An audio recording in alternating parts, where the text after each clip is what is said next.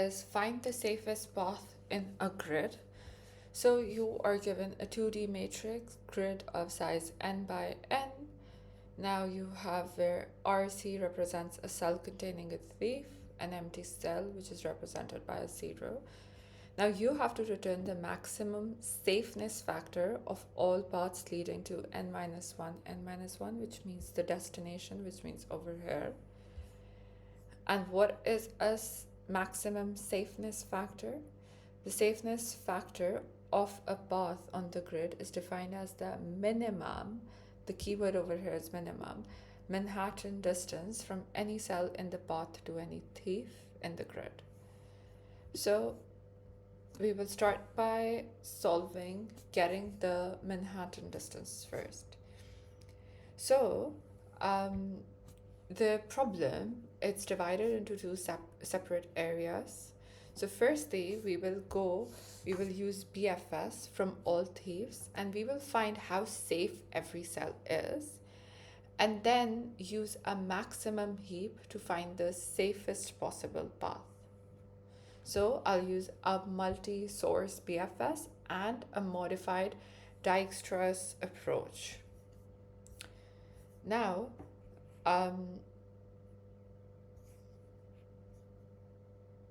so firstly, to get the what is the safeness path? It's defined as the minimum distance to a thief among all cells in the path. So if a path has the distance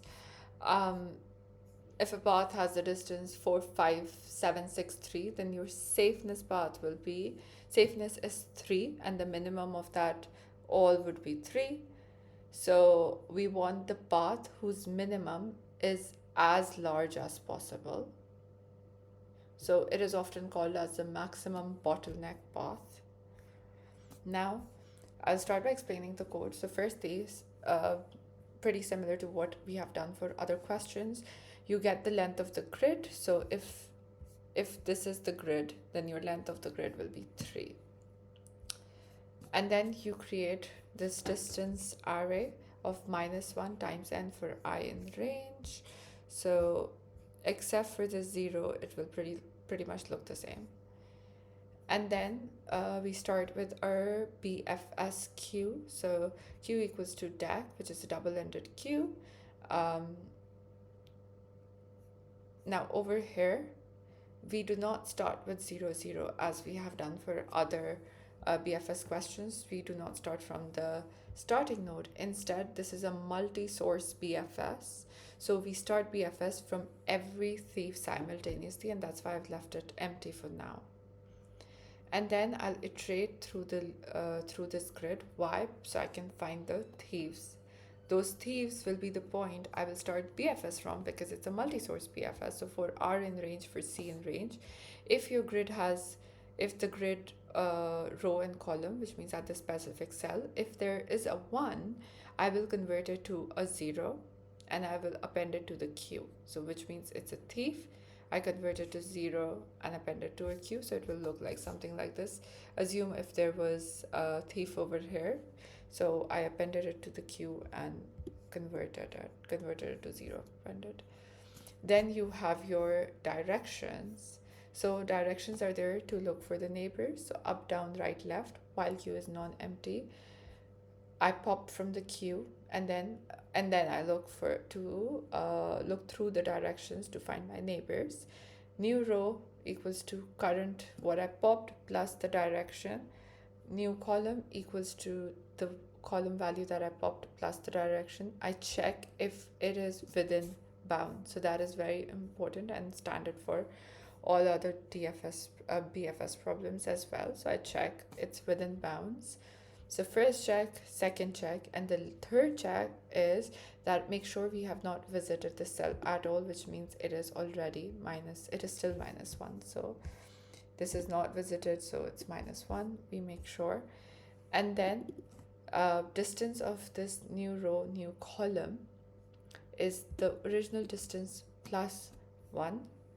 So it is one step away from the neighbor, therefore plus 1, and then append it to the queue again. So this is BFS. This is the first part of the problem. This is a multi-source BFS. So BFS explores cells in increasing distance from all starting thieves. So the distance assigned to a cell is its nearest thief distance. So assume after doing your BFS, this is what was the distance to the nearest thief, and now this is what your grid after doing the multi-source BFS will look like. Now this is the distance grid. Now is the second part of the problem. You forget the original grid that we began with. Instead, we are now looking at the dist grid that we created, and we look at the second part of the problem. So we start by creating a heap. So we are starting at 0, 0, our starting point, and our safety for this 0, 0. Now this dist is the grid that we created over here in this multi-source BFS. Now this gets our safety. So dist 0, 0 over here is 2, and we are putting a minus because Python heap queue in Python is a minimum heap and not maximum heap, and we want the largest safeness first, so we store it as -2 instead of just 2. So heap will hold -2, 0, and 0. And now our best grid, so -1 times n for I in range, similar to what we did over here, but this is a different grid. Now best of RC, so like best of RC, what does this represent? Now this will mean that what is the best safeness factor we have found so far for reaching this particular cell. This is what's going to represent. So initially it's just -1 for everything, and then best 0, 0 equals to dist 0, 0, which means it will look like this. So this was the distance 0, 0 value, the grid that we created in the previous part of the problem. So the 0, 0 value is 2, so we replace this with 2. That's what we are doing over here. Now we start our second search, which means we go through the heap. So while the heap is empty, we get the safeness row and column index from our heap. Initially we did turn it into a minus over here. Where is that minus? Yeah, over here we put a minus over here. So we converted back. The minus was only put, so when we pop from the heap, we need to make sure we get the minimum value first. That's why we put a minus. And now we have converted -2 back to 2. Now we check over here if we have reached the destination, which means if it's the bottom right center of the grid, then yes, we can just immediately return the safeness.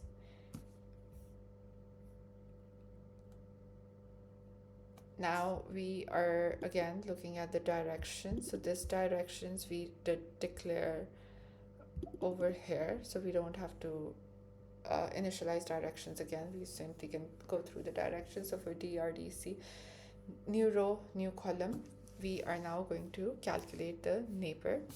Again, we check the boundaries, which is important, so we don't go outside the grid. Now we calculate the new safeness. So the new safeness is the minimum of your safeness and the distance of your new row and new column. So suppose you're traveling 2, 2, and 1.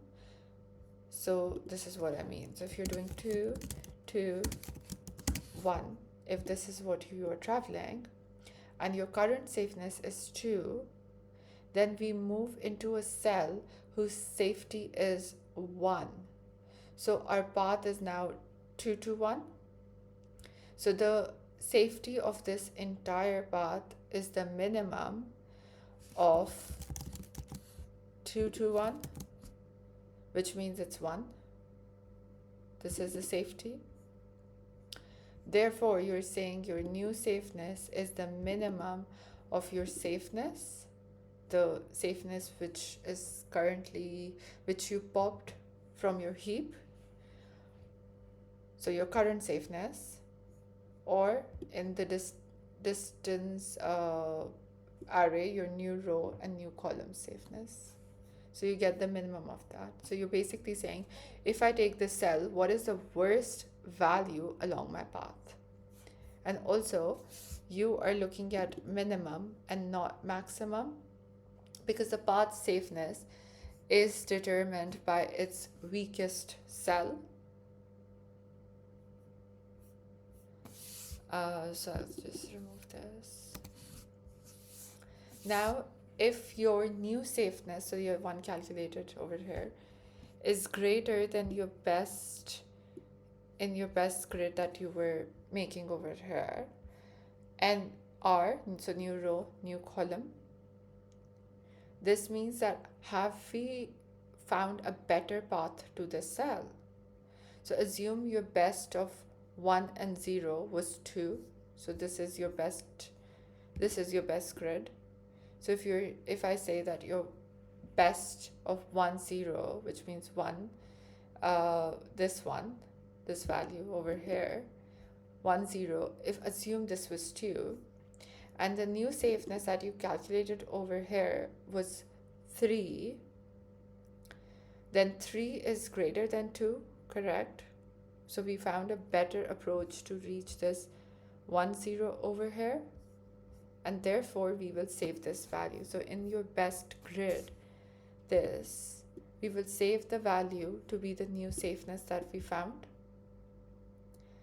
So and then we push this new safeness that we found to our heap with our new row and new column as the cell index, and we also put a minus again with the same concept that we have to process, because Python again only has a minimum heap, and we have to process the highest safety first. So we are going to convert it. So the example that I gave, this was replaced by a 3, so we will push a 3 over here. And if we can't reach a path, then we just return 0. But this is the solution. It's a little complicated, but this is the solution.